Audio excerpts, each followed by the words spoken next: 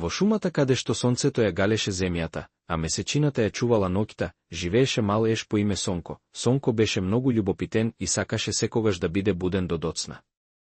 Тој често остануваше да игра со светулките, да слуша приказни од лавот и да ги брои џвездите на небото.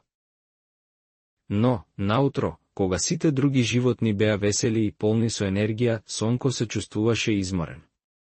Го болеа очите, не можеше да трча брзо како зајчето или да си игра долго како верверичката. Еден ден, додека дремеше под едно дрво, дојде мравката Софија. Таа го праша: Сонко, зошто секогаш си уморен?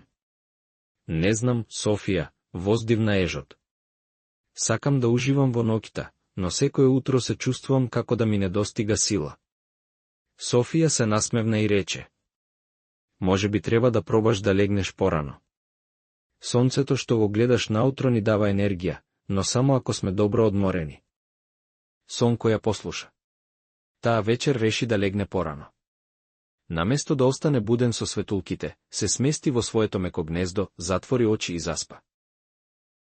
Следното утро, првпат по долго време, се разбуди пред сонцето.